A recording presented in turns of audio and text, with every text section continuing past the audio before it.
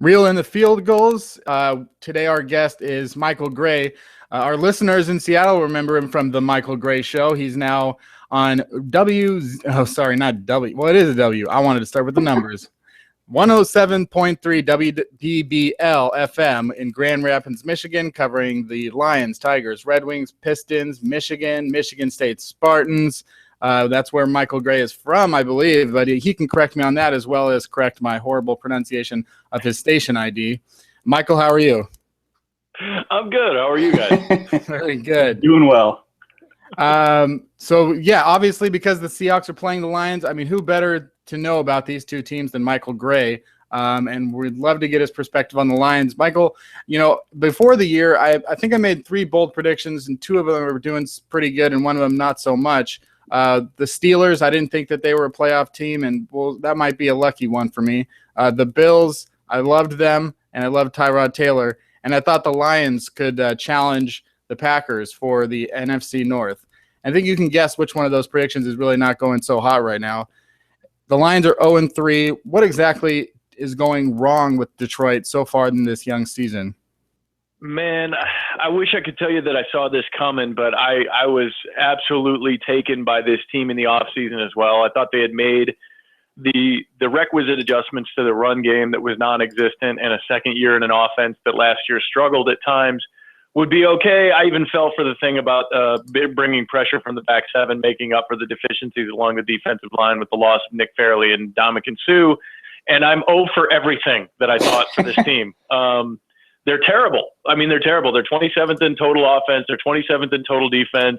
They don't do anything particularly well, and they're not even utilizing the people that they do have to do the things that they can do. We've all seen Matthew Stafford throw it like a howitzer down the field into quadruple coverage and let Calvin Johnson figure it out, and they don't even do that. So they haven't done anything well this year. It's been a real disappointment. And Lions fans out this way, I grew up with this. I grew up in the shadow of the Silverdome. They're back to SOL. It's the same old Lions. And that's been a thing here for far too long. And it took exactly 3 weeks to bring it back. And I think I can officially put their playoff hopes to death, because they're going to be 0-5 before this thing goes too much further. Obviously Seattle fans have some lasting interest in the Lions because of the Golden Tate thing. He obviously decided to take more money and go to Detroit. He had a breakout year last year, 99 catches. He's a big part of their offense when Calvin Johnson was out for a while last year. What have you seen from him this year? And obviously it doesn't look like things are going quite as well on the offensive side. What's been the story with Golden Tate? Well, I mean, he's their second leading receiver, and it goes back to, kind of what I was talking about a second ago. They don't do anything particularly well. They're not throwing the ball well. They're not running the ball well. They're throwing it more than they run it. They're throwing it a lot more than they run it. That's part of the problem. They're last in rush attempts. They're last in yards. They're last in rush yards per game. They're very consistent in that regard, but they're last. So that's no good. And they're not throwing it much at all. I mean, their leading receivers are Calvin Johnson and Golden Tate, and they're only separated by a few yards. Calvin Johnson's got $199, and Golden Tate's got 161 on 25 targets, whereas Calvin Johnson's got 35. So they're right about where they should be in terms of percentage from one another. They're just not – nothing is working in this offense. Nothing is working with Joe Lombardi's game plan. And who knows? By now, Richard Sherman may be making the line calls for the offense the way things look right now. Yeah, what was the story with that? Do you think that's a big deal? I know a couple of people said, well, any defensive player or defensive coordinator with their salt can kind of guess which plays teams are playing or are going to run. But then again, Golden Tate obviously sounded pretty concerned about it. What's your take on that?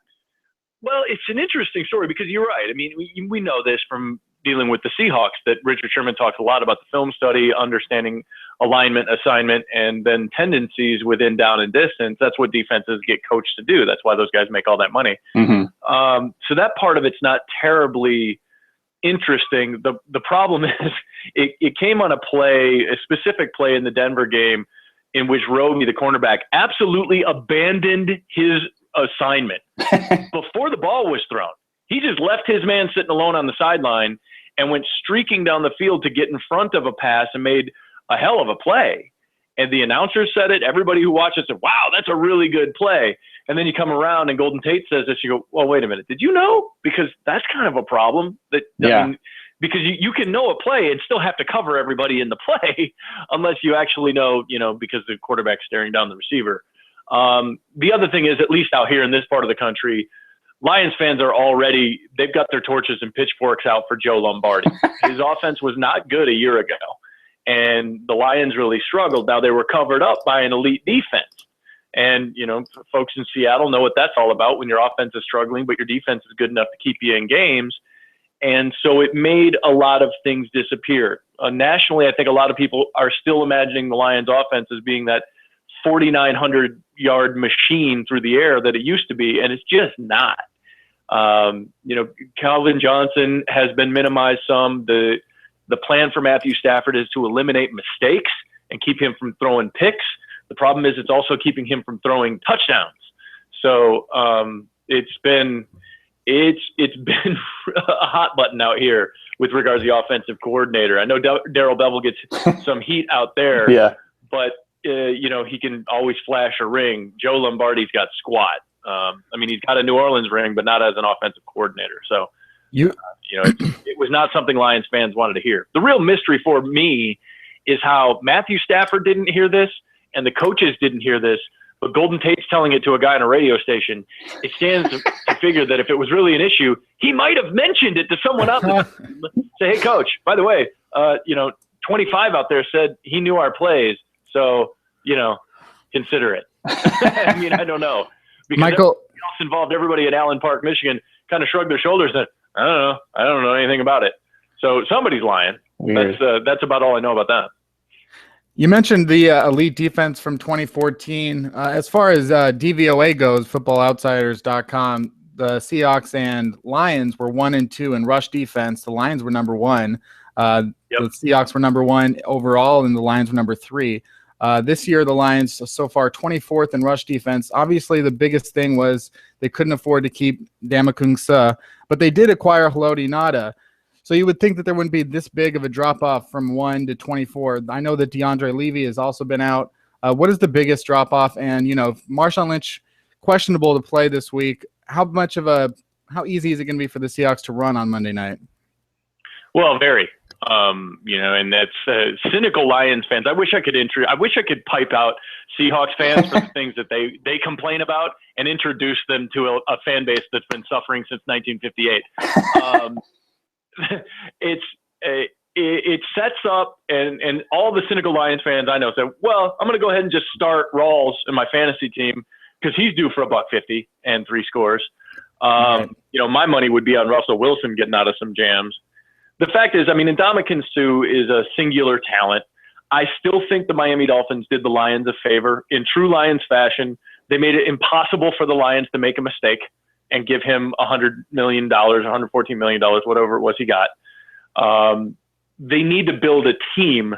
And as you guys know, you can build back 7 forward, you can build front 4 backwards, but they need to build a team. And they've been too prone to big contracts for singular players and then not enough team depth. Levy being out hurts. Losing DeAndre Levy hurts a lot. He was the team's leading tackler, one of the best linebackers in the league, very quietly one of the best linebackers in the league, and they miss him a great deal. They've been doing some things with packaging at the linebacking core that I think is affecting consistency.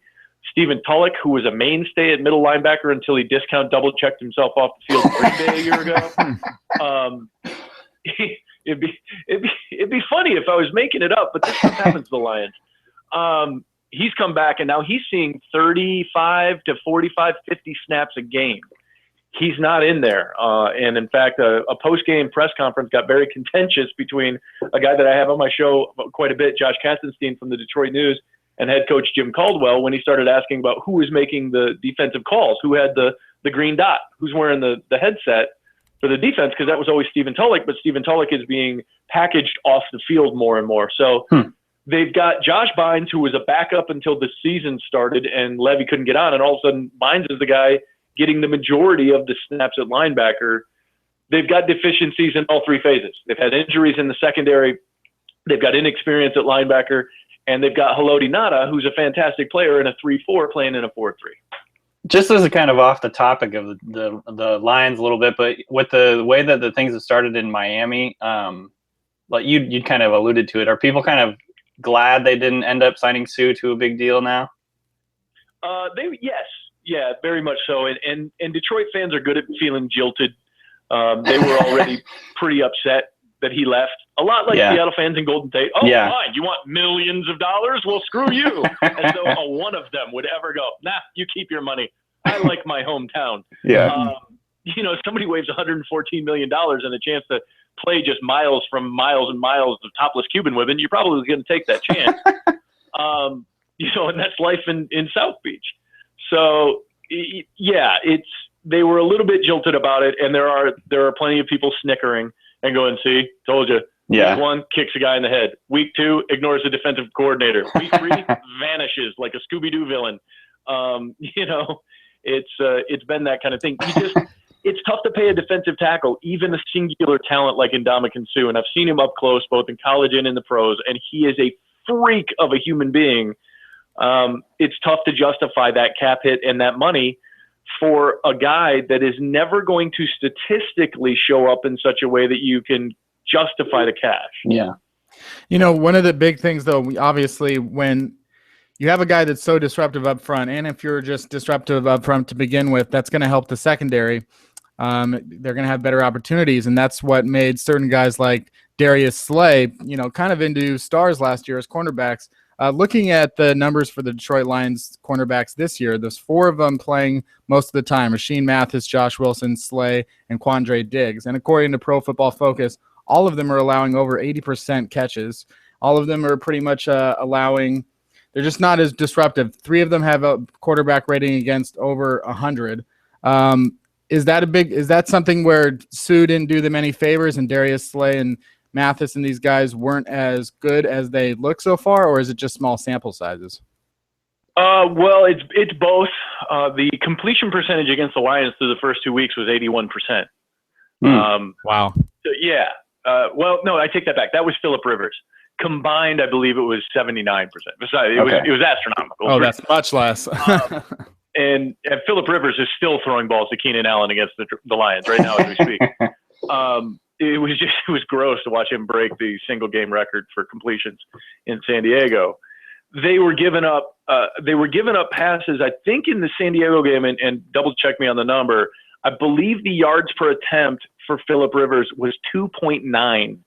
They were just little dink and dunk passes, but it was all in front of the defense. And Terrell Austin, who, again, like so much of the preseason hype, I bought hook, line, and sinker because I don't know, I was gone for too long, something. They couldn't catch up to these guys. They couldn't figure out how to get a man on these guys. And then, the other thing is just the players aren't as good. I know that James Ahedebo, the safety, is making a case that Glover Quinn is the best safety in football. They tried to have that same conversation a year ago when they led the league in interceptions, which is one metric. And I know I remember talking to Danny O'Neill at the time, who penned a column, if I'm not mistaken, about what a mistake that particular notion was with Earl Thomas and Cam Chancellor still playing the game. They don't have near enough team depth. And the guys in the secondary did look better because you had a really dominant defensive line and some edge rushers. And this year they've lost a lot of that. But to be honest, it's such a total team failure. It's really tough for me to point to one thing or one position group or one player and say it's him, because it's everybody. It's all of them. Anybody not named Calvin Johnson is a problem right now. That's crazy. You mentioned that they're struggling in the run game. Obviously, one of the big picks this year was Amir Abdullah. I really liked him out of Nebraska. What have you guys seen from him so far? Or more specifically, is it bad blocking up front or bad running backs? What's the issue there? Well, it's yes. it's all of it. Amir Abdullah is a guy that when I covered Nebraska when I was at ESPN in Omaha, I saw him up close. He's an unbelievable talent and a dynamic guy. The problem is, like the rest of the running game, he's not getting any touches. They've inexplicably stuck with Joique Bell as their lead back, He's gotten most of the carries for this team, despite the fact that Amir Abdullah is getting more yards. But he's only had 21 attempts. I mean, Amir Abdullah has only gotten the ball 21 times. Weird. Marshawn Lynch will get that in a half. He's gotten it in 3 games. Joey Bell was out all year with the surgery and the injury. He didn't play a single snap in the preseason. He got no training camp. He got no OTAs. And then they took him off the PUP 2 weeks before the regular season started, and they put him in there as a starter. He looks like he's running in mud. He has not been able to get anything going. But none of them have. I mean, they've only had 51 rush attempts all year long. And, again, they're in Seattle. Hell, you can run up 40 in a game. And I could find, I think the last time I checked, I found there were 4 teams. Yeah, still 4 teams that are averaging more yards per game than the Lions have total on the season. They're not running enough. And when they are running, they're running poorly, and then they're following that up by not running enough. So it's tough to know chicken egg with this team. Like I said, so much of this just goes in a circle because, well, you're not doing it, but then you do it and you don't do it badly, but then you don't do it again. So I don't know what it is. One of the strategies that seems to be they're employing, I've seen this, you see this also in Dallas with Joseph Randle and Lance Dunbar. But you've got running backs that only catch the ball. And then in that you have Theo Riddick. Overall, the passes to running backs have gone 27 of 33. And gained some pretty good yardage there. So how many of those throws to the running backs can we expect, and should we expect to see that perhaps Theo Riddick plays some sort of annoying X factor for the Lions? Boy, I hope so. He's electric when he gets the ball. He's a little guy that has never been given a chance. He always plays angry. He was playing in the 4th quarter of preseason games. I don't know if that's a doghouse situation. I haven't found a soul that could tell me that. So, I don't have anything to support that. But when he touches the ball, things happen. And he's a guy that in that pass game is very sure-handed and then elusive in the field. So is Amir Abdullah. The notion with Riddick is that he can't run between the tackles. Now, again, I haven't seen it, so I don't know, but that's the assumption. Amir Abdullah can. As slight as he is, he will tuck it up and go 1 gap, 2 gap in a run. I saw him do it in college, and we've seen him do it here in Detroit already in a limited sample size. I have been petitioning. The Lions have a long-standing, I'm 40 years old, so they've been doing it for 4 decades. They have a long-standing tradition of not listening to me. But I've been petitioning to bench Joique Bell, take him off the active game day roster. He is giving you nothing. I believe his average is under 2 per carry, and the majority of his carries have gone for 1 or negative yards. To go with Amir Abdullah, Theo Riddick as your 1-2, and then bring up Zach Zenner, the undrafted free agent from South Dakota State that made the roster, and a little bit of a surprise in the offseason, or the preseason rather, and make that your 1-2-3 punch at running back. Zenner's a big kid that gets north-south in a hurry and has got a little bit of burst, but he's just going to get the ball and go. And that's what Joique Bell is supposed to be, except that he's not. I really felt like, too, and I would like to get your opinion on it, even though it's in the past now, but I always felt like of all of the Lions teams that, the last 15 years or whatever, the best one was when they had Javid Best in the beginning of the season a few years ago before his concussions ended his career. Do you agree with the fact that Best was the sort of player that they were really looking for and that they've been trying to emulate with Reggie Bush and Abdullah? Yeah. Yeah, and it speaks to a failure with the problem with the Lions is further up the chain than the head coach or the roster. Tom Lawan, Martin Mayhew were both around for the Matt Millen administration, and now this staff, this team is stocked top to bottom with their guys. And much like Mariners fans bemoan upper management and those faceless guys in the suites that they can't reach and can't comment on, they don't have a Twitter feed that you can attack them on. They might be in Japan and never talk to us ever at all. There's some of that going on, and you can see consistently the Lions have tried to build this spread them out, throw it all over the place, high-octane offensive team because I don't know if they're building their roster around pregame show cliches when it was a passing league. Remember that was and I think Chris Berman had to remind you that a minimum of 3 times in every pregame show, it's a passing league. they kept chasing that. They kept chasing that. They kept chasing that. Meanwhile, the league kind of moved back towards the middle a little bit, and the successful teams were still running it everywhere except New England, where they will occasionally throw it 65 times a game because Tom Brady. Teams that were succeeding still had to run, still had to play defense, still got to do the basic things. And that's what I came back from Seattle. That's what my hope was that they would find a way, maybe not 50-50, but 55-45, as far as a run-pass split. And it's been 65-35, 70-30, 75-25.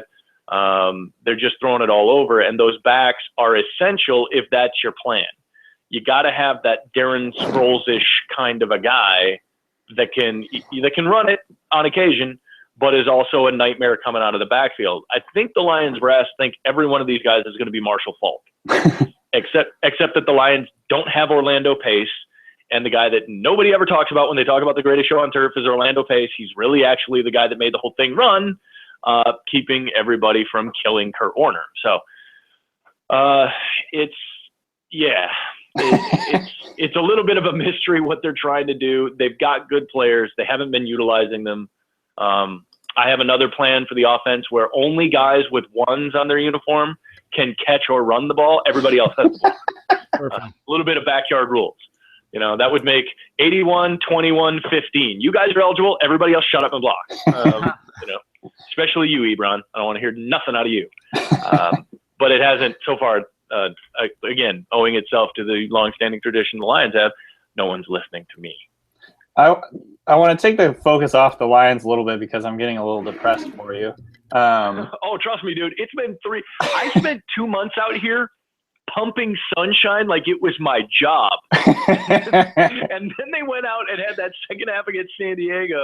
And I had people lined up around the corner going, "Oh, what now, asshole? What now? Where were you on that one? I thought you said they were going to suck." I was like, what? Well, all right, next week. It's Minnesota. Adrian Peterson. He's coming. He only had 10 carries the week before. It's going to be fine. Teddy Bridgewater, they'll confuse him.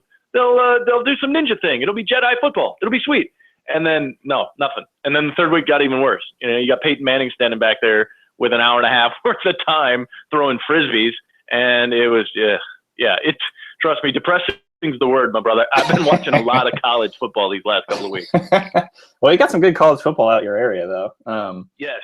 But turning the focus to the Seahawks a little bit, I know you probably haven't been paying too close of attention now that you're covering all the Michigan sports, but I'm keeping track. Yeah, okay, well then that's good. What has been your impression so far of the Seahawks this year? Do you think I guess is there real concern about their prospects this year? What are they dealing with? Do you think that the Cam Chancellor thing is going to be a big deal to get him back? What's your overall impression of the Seahawks? I think they're less than they've been. Yeah. And I thought that before I left. I had that conversation with some folks before I left. These rosters are hard to maintain. Every year guys get a year older, and when you're 2 and 3 seasons down the road, those kind of miles add up. One of the big cautions that I had, and it's something that I'm sure somewhere somebody else was talking about it. When guys like Richard Sherman keep ending the year injured, eventually that follows you into the beginning of a season. Now it hasn't obviously with Richard this year.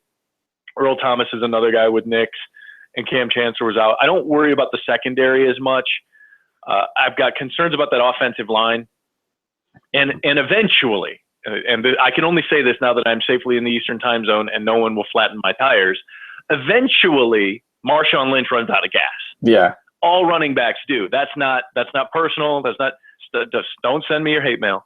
But eventually, your running backs run out of gas. And Pete Carroll and John Schneider have been very diligent about trying to find whatever the next plan was. They've, you look at their personnel moves. They've been looking for a running back for a while.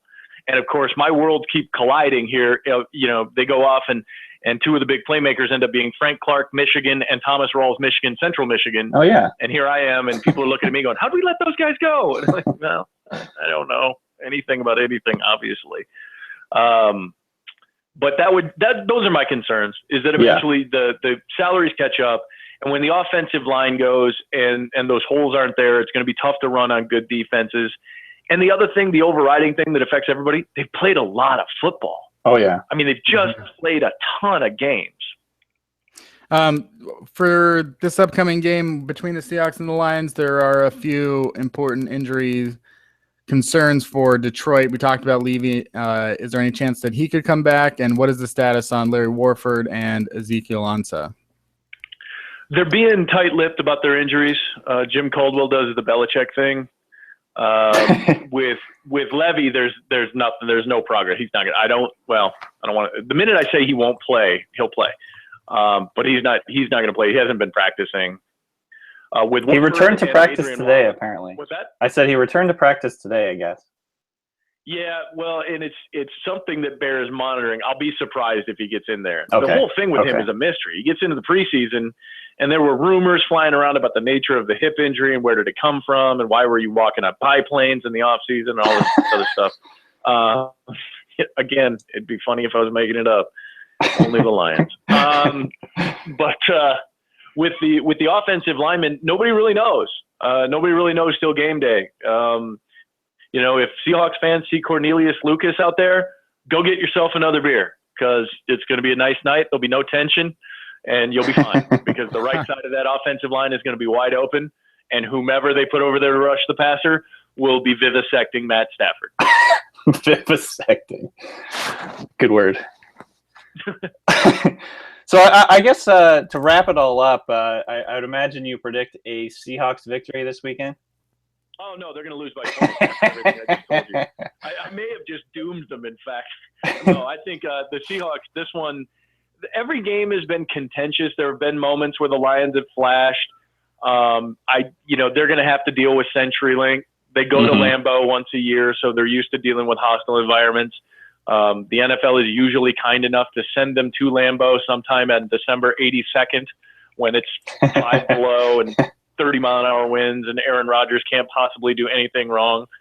But it's going to be awfully tough. They've had trouble on the offensive line with communication and blocking schemes. I'm sure the 12th man will be courteous enough to keep it down so that they can get their line assignments right. It's going to be a tough row for them. And the game plan's shown nothing through 3 weeks. So, yeah, I anticipate the Seahawks winning this. What's the spread? What's it, like 11 it's points? 10.5. 10.5 where I saw, but, yeah, probably right around there. Yeah, it seems. There's a lot of money coming in on the Seahawks that's inflating that. I wouldn't be surprised if they stayed within the spread. Right. But, anything, no matter how you slice, this is why I don't bet, because I would just go and then my kids wouldn't be able to go to college. And so just assuming the Seahawks are going to win this game. I mean, I have zero doubts about that. So just assuming that, the Seahawks and Lions aren't going to play again this year. If the Lions somehow win, the Seahawks aren't going to the playoffs, and if the Lions go to 0-4, they're not going to somehow return and make the playoffs. So just assuming that. So let's see your final wrap up. Like a lot of teams, I think you would look at it and you'd say, no, they got Calvin Johnson and they've got a lot of talented players, Levy and Quinn and everything like that. But then because it's the Lions and you can relate, I think you can agree because it's the Lions, you could also look at this team and say, yeah, but they're just going to go 2-14 and have a top pick and rebuild and all that stuff. So what do you really expect? And when you get to that point next offseason, in your perfect world, what happens to fix the Detroit Lions for 2016? If they really want to fix the thing, you need to look for the dismissal of general manager Martin Mayhew and team president Tom Lawand.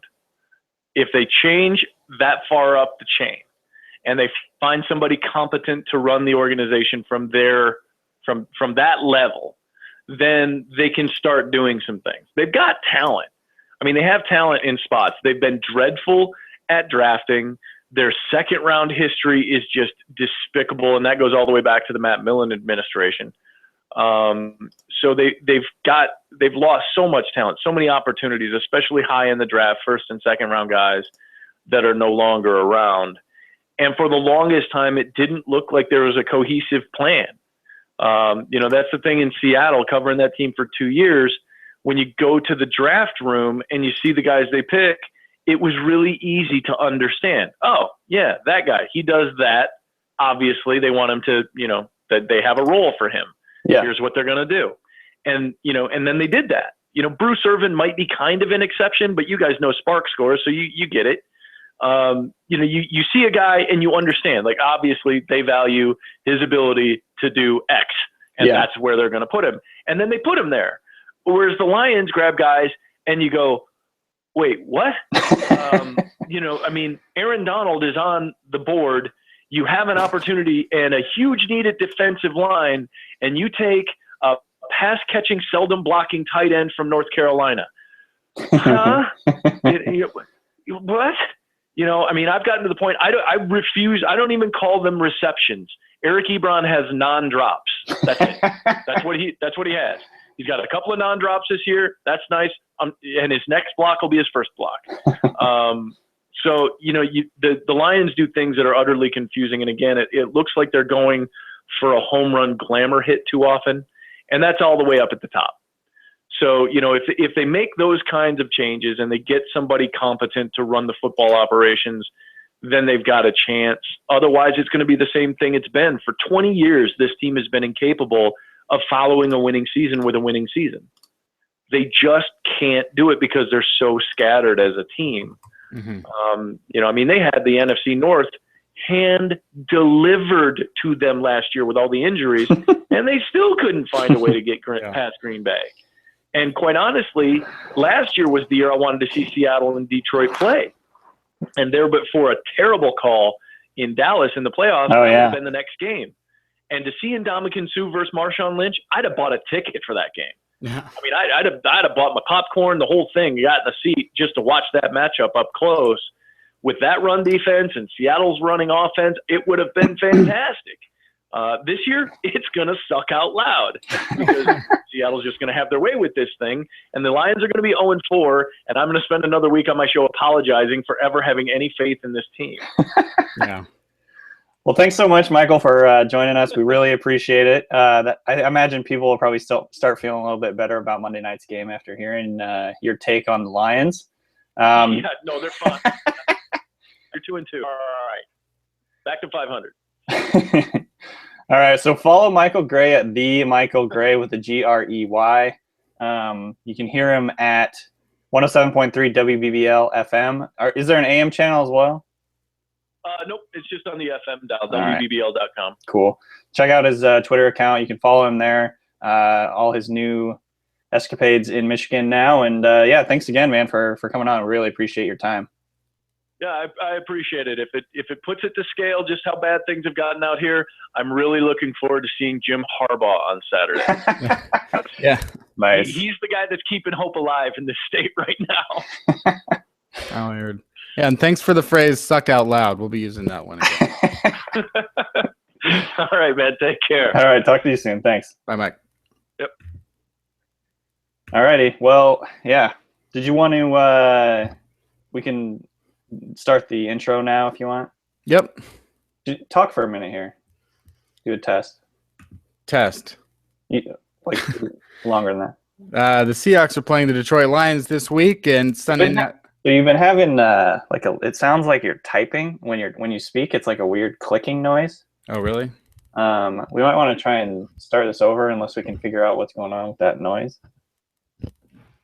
So when I talk, you hear a clicking noise? Yeah, it's like a vibration almost or something. I wonder if this mic's going bad. Potentially. It sounds like a little bug is scurrying around when you're speaking. Let me try. Testing 1, 2, 3. Still doing it.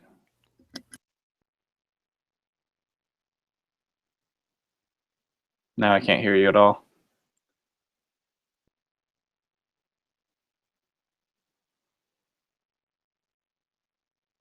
Now you're muted. Testing 1, 2, 3. There we go. So here's the test again. And if you hear a clicking noise, just let me know. Okay. So you don't hear a clicking noise this time? I don't know. Okay. I like that we have... what was going on? What?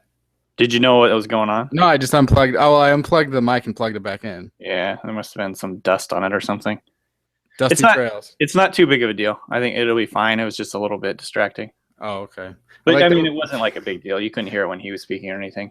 I like that we have one viewer right now, so like they're catching all this. So That's a lucky little behind the scenes. This is that's how they work. How it works in the business. All right, so we'll get started now. Yeah, sounds good. All right. It's Thursday, October 1st, 2015, the spookiest month of the year. And the Seahawks are playing the Detroit Lions this Monday night at Seattle for a matchup against one of the worst teams in the NFL so far, though Seattle doesn't have a lot to brag about. And we're going to get into it on this episode of Real on the Field Goals. Later on, we have a conversation with Michael Gray.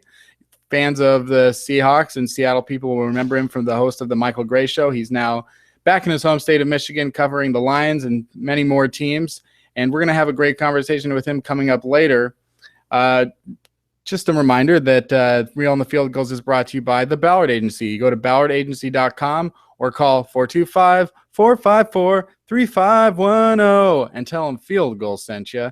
And that's for all of your insurance needs, your business insurance needs, personal insurance. They are an insurance agent with over 50 years in the business. It's all family run, same family for all 50 years. That's the Ballard family. So just use them, please, and tell them Field Goals sent you. And we appreciate it.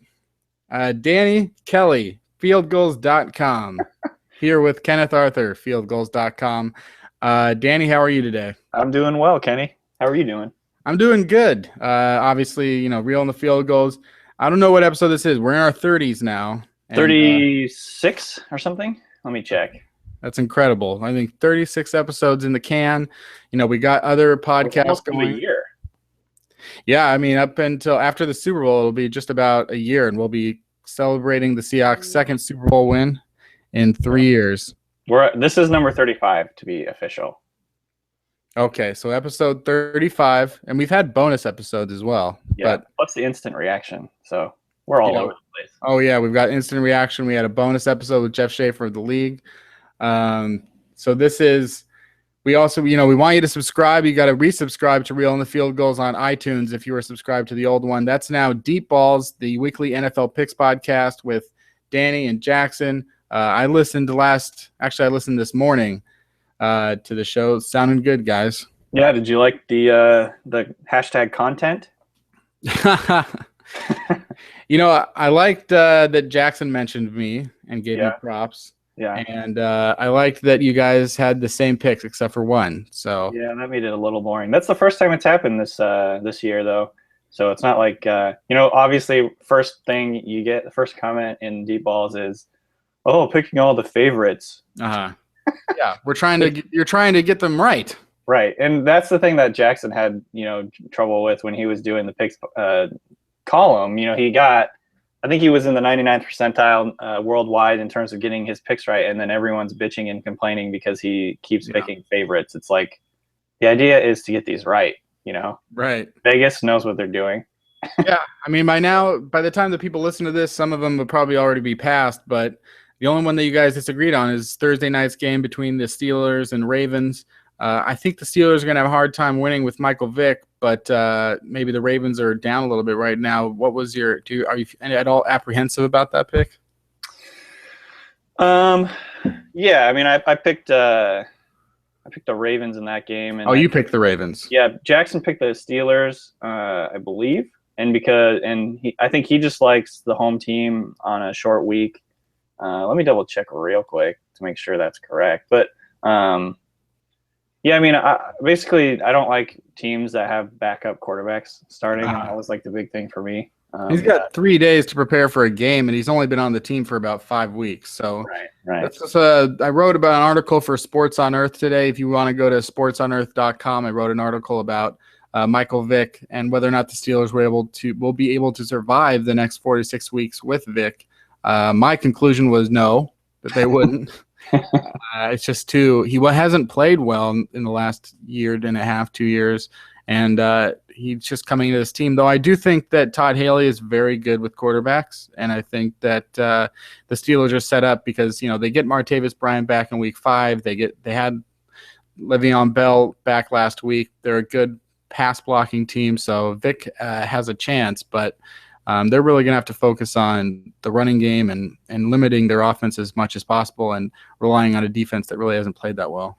Yeah, I mean, I think it's going to be a close game tonight, and it's one of the better games on the schedule in theory. I think this week's slate of NFL games is a little bit weird. Like there's Jackson said it last night. I think there's one game where two teams are playing each other and they both have winning records. It's a lot of kind of ugly matchups, but that said, there's going to be some fun games, and the Seahawks game I think could be an interesting one as well. Yeah, and we can talk about the Steelers and Ravens on this podcast because the Seahawks play the Steelers in Week 12 and the Ravens in Week 14. By Week 12, I think most people expect Ben Roethlisberger to be back, but you never know. But if he is back, it's a home game, and then at Baltimore, hopefully they're still floundering by then. Yeah. And then the next week is the Browns at home on my birthday, December 20th. Ooh, so very nice. Make sure to send me a nice old W, Seattle. So that's my one request. I think the first thing that we usually do in Real in the Field Goals as we start to feel out this first season of doing it during the year is opening up with sort of a 3 to 4 day reinvigorated second look at the Seahawks last game. Invigorated? Reinvigorated? There we go. Did I say vinegar? Yeah, vinegarated, I think you said. Well, then that's what I'm going to call it now. I'm just being a dick and calling you out on it. Our first segment is reinvigorated, and that's when we take a second look at the Seahawks last game. In the Seahawks last game, they beat the Bears 26-0. Normally, I would feel I know that shutouts are always difficult to come by. Mm-hmm. Normally, I would feel. I mean, if he was a full-strength Chicago team, a 26-0 shutout would be phenomenal. Right. Jimmy Clausen and no Alshon Jeffrey. It's a little less. Takes a little bit of the mustard out of it. Do you come out of that game 4 days later? Do you feel just as confident, or do you feel anything different about the game? I mean, I think it's like you said. It's always good to get a shutout. I am optimistic, and I felt good about the game regardless of the Jimmy Clausen and Alshon Jeffrey thing, just because they essentially didn't let the Bears do anything, and that's, you have to be happy about that. Defensively speaking, I think you have to come out of that game feeling like they kind of got their mojo back and cleaned a lot of the things up that they had issues with. And, I think that the Bears only passed midfield like twice. They punted on every one of their possessions, which I guess has not happened since like the 60s, which is insane to think about. So, I mean, obviously there's a caveat with the whole quarterback situation, but the Seahawks have played the backup quarterbacks in the past and, haven't had the same insane amount of success before. So you have to feel good about it. I mean, literally they didn't allow the Bears to do jack shit. They couldn't do anything on offense. Yeah. I mean, go ahead. Yeah. I mean, you could say that maybe the Bear team that came out on last week on Sunday, maybe that Bears offense was the worst offense to ever be to be fielded this year. But when you consider the historical context of 10 punts on 10 possessions, of only getting to the 45-yard line and only crossing midfield once, when you consider all that, the Bears offense certainly wasn't the worst offense in the history of the game for the last 50 years. It's just like really bad right now. But yeah, you go back, there's been some really, really terrible offense. I mean, you could look at the 92 Seahawks for one example. I mean, there are definitely been worse offenses, and Seattle definitely crushed it. Yeah, they did what they needed to do on defense. I'm not worried about that. That was the bigger worry to me than the offense in general, is the defense kind of had really not shown up, to be honest. Again, in the first two games, it's not the defense that we've come to know, in other words. And I think they kind of got back there this last week. We've seen the Seahawks play. Who was that? The quarterback that's like the worst quarterback in NFL history statistically for the Cardinals. I can't remember his name right Ryan now. Lindley. Yeah, Ryan Lindley. Yeah. I mean, it's not like this is the first time the Seahawks have ever played a backup. I think you have to take that into account, that, they didn't allow the Bears to do anything, and that's huge. Yeah, you can look at some of the worst quarterbacks that, like Joe Webb for the Vikings in the playoffs a few years ago. People remember, like, he couldn't even sort of get a ball near a receiver. It was sort of, Jimmy Clausen is pretty bad, and that game plan was very much limited to what they could do and not really going anywhere. beyond 5 yards. But yeah, not the worst, but it was a really dominating. Only 7 first downs allowed, and they really clamped down in the second half, especially. A lot of that to do with the front seven that we had been hyping up a lot in the preseason. I think, that they could be the best front seven in the NFL. At least I felt that way. And I think in the first couple weeks, they were a little underwhelming, though. When I look at this week, I think Frank Clark, he got 20 snaps, so his snaps went up a little bit. He maybe should have had a fumble recovery touchdown, which is, more of a product perhaps of good placement, just being in the right place. But Cliff Averill with a nice strip sack, if that counts, and Michael Bennett, Averill, and Clark all played really well. Some people, I think Pro Football Focus thinks that Cliff Averill is playing like the best 4-3 defensive end of football. Are you seeing that so far?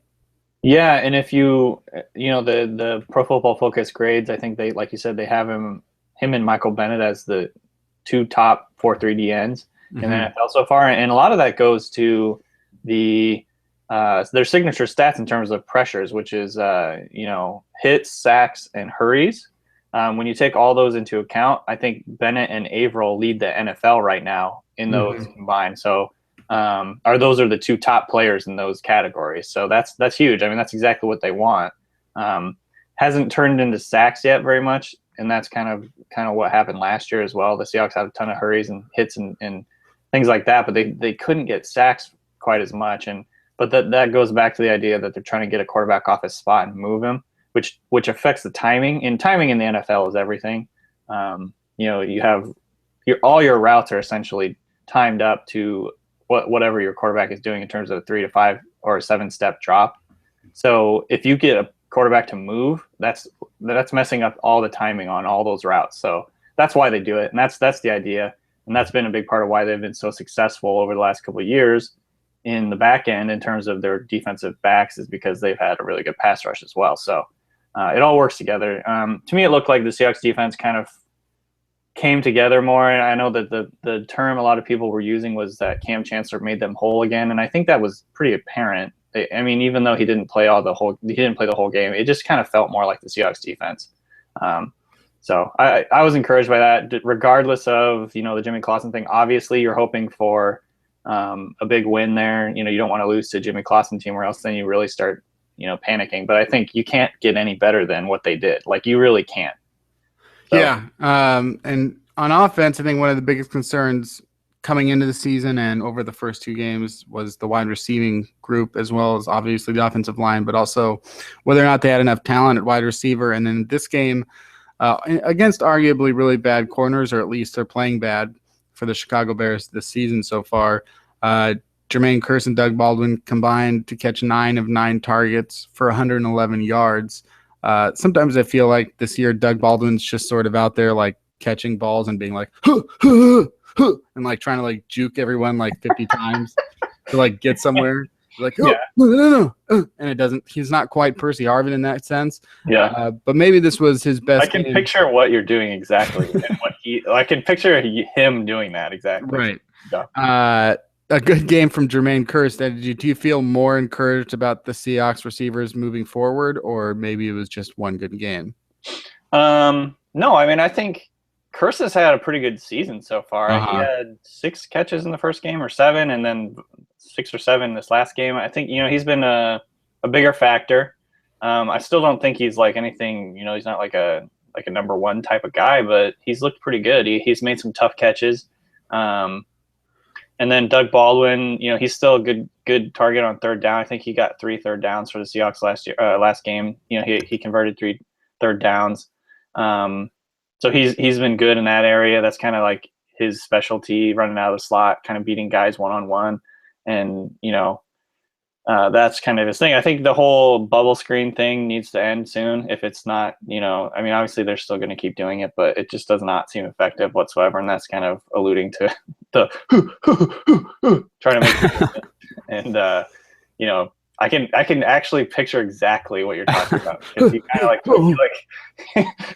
he tries to do these like side jump things, and it just doesn't get him anywhere. But Doug Doug Baldwin's strategy right now is basically the same as if Mac from It's Always Sunny was trying to play wide receiver. He's just out there like, no, I got this. But that said, he has been really good on the typical things the Seahawks like to do on their offense, like rub routes. You know, when they get him one-on-one, like he can definitely win one-on-one.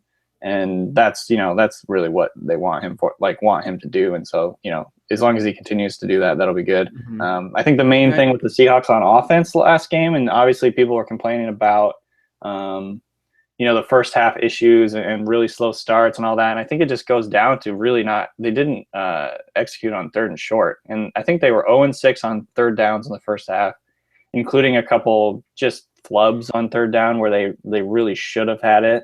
And if they just would have executed, they would have. And those would have extended drives. They would have had way more plays. They would have most likely scored more points. And, that's just kind of how it goes. But, overall, I think the offense is looking okay. I think they have a lot of room to improve. And a lot of it just comes down to, the offensive line still figuring it out. They're, new guys at 3 positions. They're still, missing blocks. They have even Jimmy Graham gave up a couple of plays on, when they asked him to block outside, so maybe they'll change that up. But yeah, overall, I was encouraged. I think getting Jimmy Graham really involved was great. I think his, the way they used him made sense, and everyone's kind of talking about how, they still don't use him the same way the Saints do. It's like, well, no shit, they don't have the same offense as the Saints. Yeah.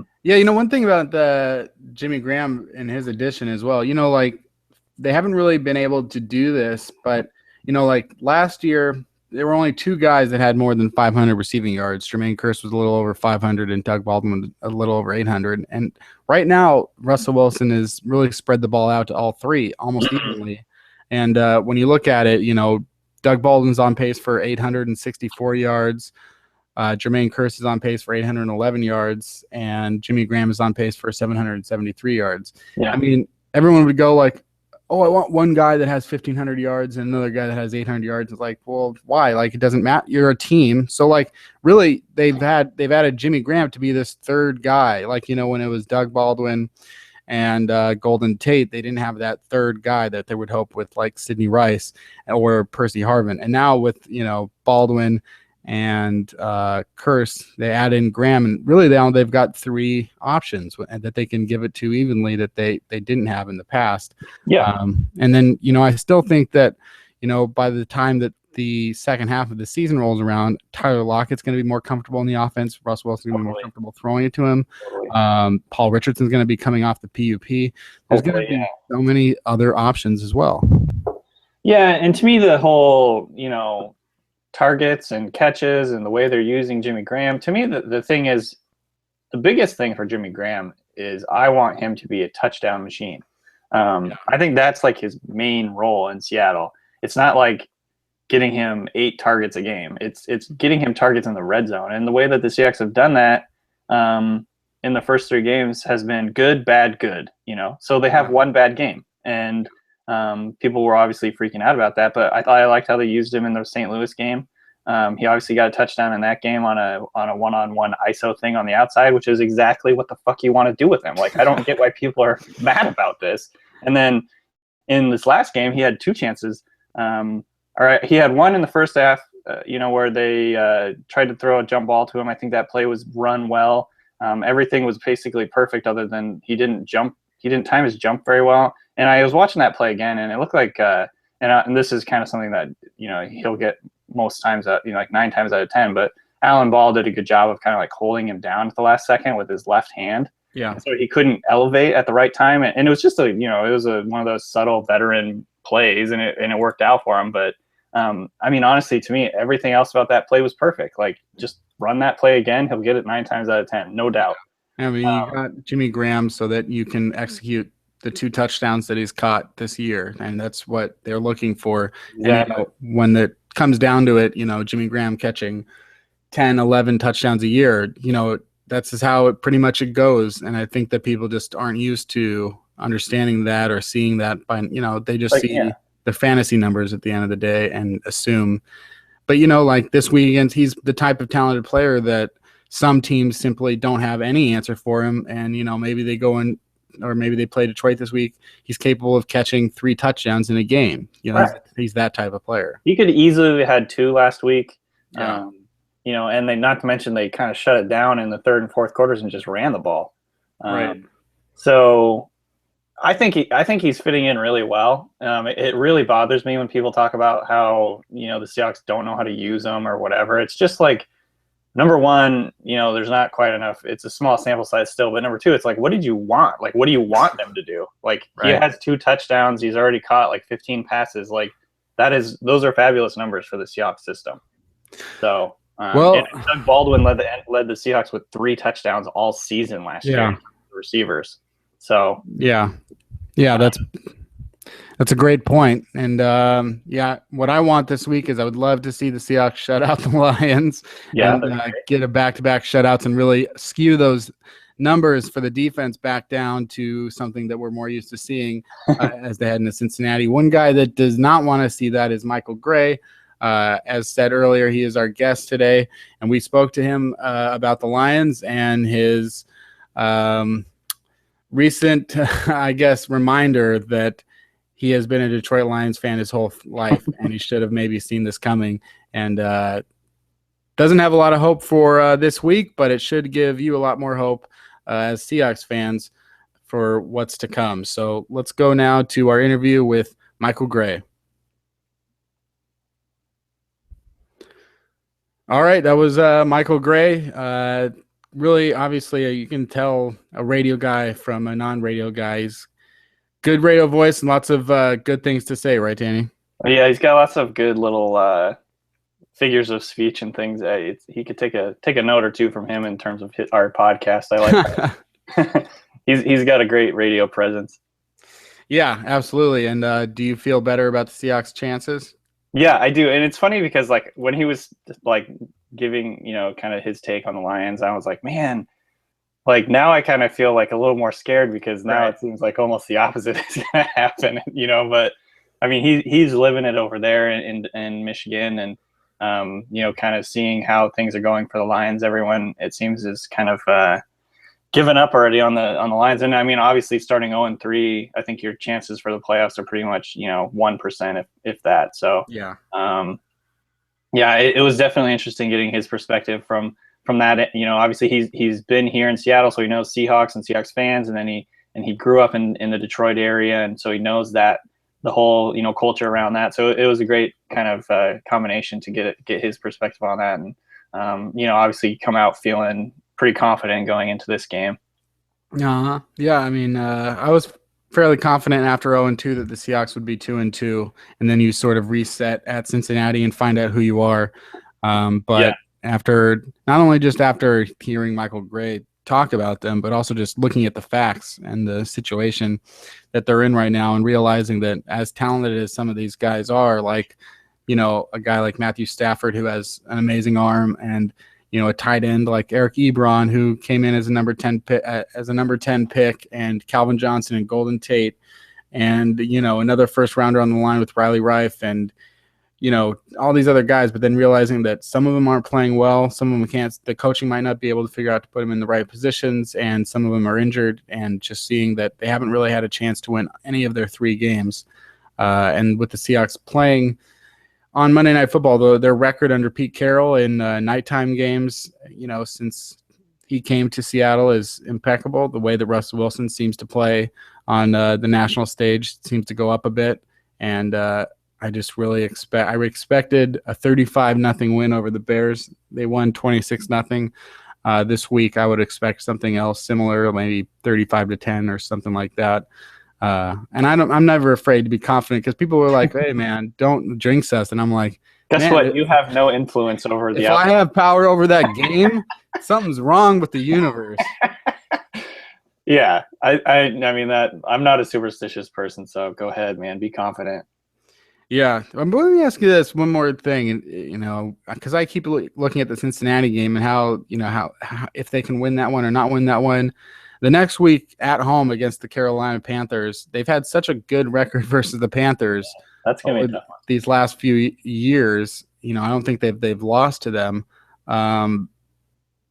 What are your thoughts? Because this one is where it's like Carolina can kind of come in and spoil our day. Yeah, I think the Panthers are a little bit like the Rams in that they always seem to play the Seahawks close. The Seahawks obviously have come out on top against against the Panthers over the last couple of years, but it seems like all those games kind of come down to what happens in the fourth quarter, what happens in the end of the fourth quarter. I could see that game being another close one, and being really kind of come down to the wire. So, but yeah, I mean, I think all these games coming up are going to be really interesting. I'm not quite as confident as you in terms of the 35-10 thing. I think Seahawks, will win, but I think it could end up being kind of like the Bears game where it's people are stressing out and freaking out in the first half, and then as the third and the fourth quarters kind of roll around, they end up pulling away. But I don't think it's going to be one of those 58-0 type things where they just dominate from the beginning. Yeah, those are pretty rare.